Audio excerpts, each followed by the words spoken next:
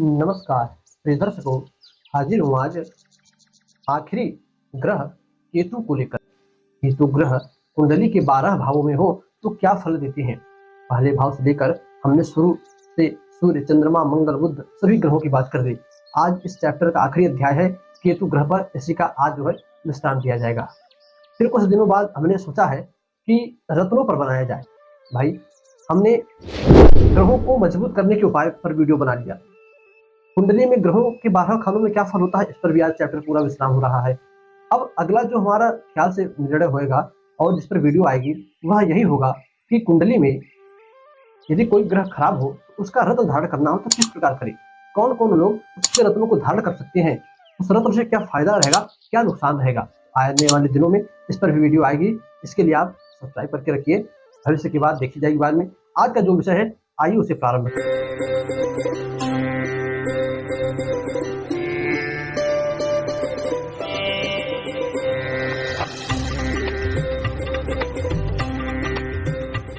पहला है कुंडली में यदि जन्म कुंडली में केतु देव पहले भाव में बैठे तो देखिए, पहले शुभ बातों की बात कर ले तो अच्छे बातों में ये होता है कि ऐसा जातक बड़ा ही रहस्यमय होता है। जल्दी किसी के समझ में नहीं आता कि यह किस स्वभाव का है। कभी वो हाँ कहेगा किसी चीज के लिए तो कभी ना कहेगा, कभी कहेगा बहुत अच्छा है तो कभी कहेगा बहुत बुरा है। तो यह सब बड़ा रहस्यमय तरीके से वो अपना जीवन जीता है। अपनी सभी बातें वो जल्दी किसी से शेयर नहीं करता। फिर वह कहाँ पर जा रहा है, क्या कर रहा है, यह किसी को पता नहीं चलता। प्रिय दर्शकों, आप कितनी भी उसके नजदीकी हो, आपको भी वह अंधेरे में रखता है तब अपना काम करता है। बात करें बुराइयों की, ऐसा जातक हमेशा अपने परिवार से परेशान रहता है। बंधु वर्गों का यानी भाइयों का उसे कष्ट मिलता है। दुष्टों की चिंता उसे हमेशा लगी रहती है। यदि बहुत बड़ा बिल्डर इत्यादि है, भाई आप फिल्म में भी देखो तो लोग फोन करते हैं आज इतना खोखा पहुंचा देना, या ये हो जाएगा वो हो जाएगा। इस प्रकार के दुष्टों से वह परेशान रहता है। उसके मन में हमेशा अनेकों भ्रम उठते रहते हैं। मेरी पुत्री का क्या होगा, मेरे पुत्र का क्या होगा, पत्नी का क्या होगा, घर वालों का क्या होगा। इस प्रकार के अनेकों माया जाल में ऐसा जातक फंसा रहता है। दर्शकों, बात करें दूसरे भाव की, यदि जन्म कुंडली के दूसरे भाव में केतु देव बैठे हो तो ऐसा जातक किसी न किसी प्रकार की नशा अवश्य करता है। चाहे शराब हो जाए, वही देखिए केतु के साथ राहु बैठ जाए, राहु कहाँ से बैठे, केतु के साथ शनि बैठ जाए तब तो शराब के नशे में चला जाएगा। केतु के साथ शुक्र बैठ जाए तब अभी शराब के नशे में जाए। केतु देव अकेले हो तब छोटा मोटा सिगरेट, बीड़ी, गुटखा, तंबाकू इत्यादि के नशे में वो फंसा रहता है। प्रिय दर्शकों, इसी प्रकार दूसरे भाव में यदि केतु देव बैठे हो तो ऐसे जातकों के मुख में कोई ना कोई रोग होता है। कोई नशा पत्ती करेगा तो रोग तो होगा ही होगा। ऐसा जातक कटु वचन बोलने वाला होता है, जब देखो झल्ला कर बोलता है। ऐसा जातक आजीवन धन के लिए भी दुख पाता है, किंतु एक समय के लिए उसके पास अथाह धन होता है। कभी वह सम्राट होता है तो कभी सम्राट के पैरों की धूल भी नहीं बन पाता। ऐसा उतार चढ़ाव धन से संबंधित उसे अपने जीवन में देखना पड़ता है। दर्शकों, बात करें तीसरे भाव की तो जिस भी जातक की कुंडली के तीसरे भाव में केतु हो, ऐसा जातक अपने शत्रुओं का नाश करता है। ऐसा जातक व्यर्थ विवाद एवं धन उपभोग संपत्ति का तेज प्राप्त करता है। उसे अनायास ही किसी की रखी रखाई धरोहर मिल जाती है। चाहे उसे निवासा कह लीजिए आप, यानी ससुराल पक्ष से कुछ धन इत्यादि, चाहे लॉटरी से, सट्टे से, जुए से, शेयर मार्केट से कहीं से धन मिल जाए, वह आराम से बैठकर अपना जीवन यापन करता है। उसके मित्रों की संख्या बड़ी ही कम होती है, अत्यधिक मित्र उसके नहीं बनते और उसके हाथों में हमेशा किसी न किसी प्रकार से दर्द या घाव लगना इत्यादि बना रहता है। दर्शकों, उसके ज्यादा नात रिश्तेदार भी नहीं होते। यहाँ केतु यदि तीसरे भाव में हो तो वह फल देते हैं। कमेंट में आप कीजिएगा, ये नहीं कि मैं नहीं कह रहा हूँ, तो आप भूल जाओ। केतु बैठे हैं पहले दूसरे तीसरे भाव में तो क्या यह सभी फल दे रहे हैं, और नहीं तो किस कारण से। शनि भाव में बदल के नहीं गए, किसी शुभ ग्रहों की दृष्टि तो नहीं पड़ गई, अथवा केतु का अंश बल कमजोर तो नहीं हो गया। यह सब देखिए, देखने के बाद कमेंट अवश्य कीजिएगा। जिस भी जातक के कुंडली के चौथे भाव में केतु हो, ऐसे जातक को माता का सुख नहीं मिलता। केतु पापक ग्रह है, चौथे भाव में बैठेंगे तो माता को सुख मिलना ही नहीं है। चाहे जिस प्रकार से माता की मृत्यु हो जाए, चाहे माता इसे मानती ही ना हो। देखिए, मानने का भी बहुत तात्पर्य होता है। दो पुत्र हैं, बड़े को बहुत माने, छोटे को माने ही ना।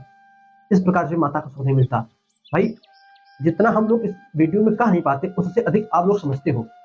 तो माता का सुख नहीं मिलता, मित्रों का भी सुख नहीं मिलता। जो भी मित्र उसे मिलते हैं सिर्फ खाने चूसने वाले, खाओ पियो निकलो, पैसा खत्म, अपने भी निकल जाओ। और शुरू में कहा धन की कमी बनती ही बनती है।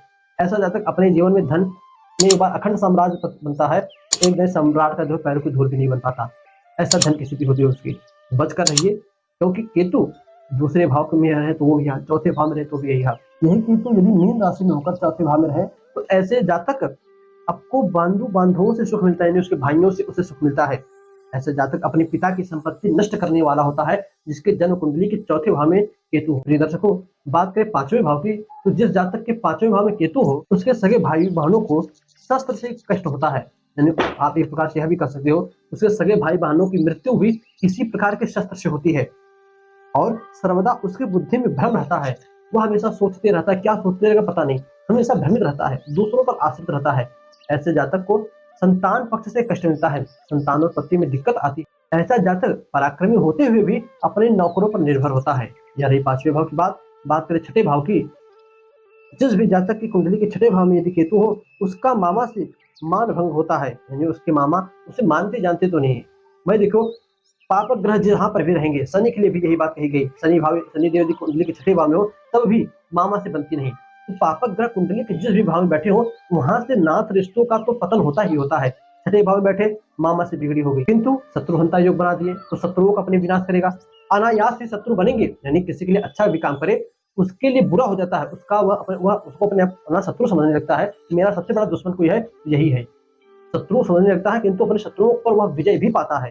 तो दर्शकों, ऐसे जातक को बहुत जल्द ही कोई रोग घेर लेता है, और जितना जल्दी रोग उसे घेरते हैं उतनी ही जल्दी छोड़कर दूर भी हो जाते हैं। यहाँ रही छठे भाव की बात करें सातवें भाव की, जिस भी जातक की जन्म कुंडली में सातवें भाव में केतु हो, ऐसा जातक यात्रा में ज्यादा उसे कष्ट होता है, यानी उसे बार बार यात्राएं करनी पड़े, उसे कष्ट अत्यधिक मिलते हैं। चाहे उसे उल्टी हो, उल्टी वो भी कष्ट है, बहुत लोगों को होती, यात्राएं नहीं जचती है।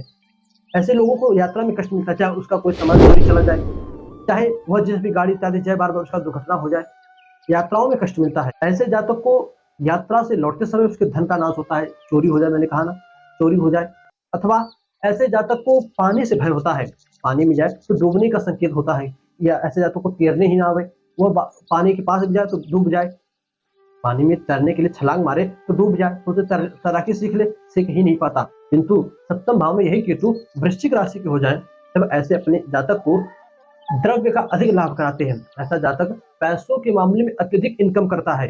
दर्शकों, बात करें आठवें भाव में, तो जिस भी जातक के आठवें भाव में केतु हो, ऐसा जातक बवासीर का मरीज, यानी भाई खट्टा तीखा से ना बचे, उसे बवासीर जैसे रोग भी हो सकते हैं। ऐसा जातक जिसके आठवें भाव में केतु हो, यदि वह अपना पैसा किसी को ब्याज में उधारी में दे, तब वह पैसा वापस मिलने में उसे दिक्कत होती है, जल्दी पैसे वापस नहीं मिलते, इसलिए पैसे देने ही नहीं चाहिए। ऐसा जातक शनि के, जैसे मैंने बातें कही कि तंत्र विद्याओं का ज्ञाता बनना चाहे बहुत जल्दी बनता है, रहस्यमय चीजों का ज्ञाता बनना चाहे तो बहुत जल्दी बनता है। दर्शकों, ऐसे लोगों के साथ जिसके आठवें भाव में केतु हो, दुर्घटनाएं बहुत अत्यधिक मात्रा में होती है।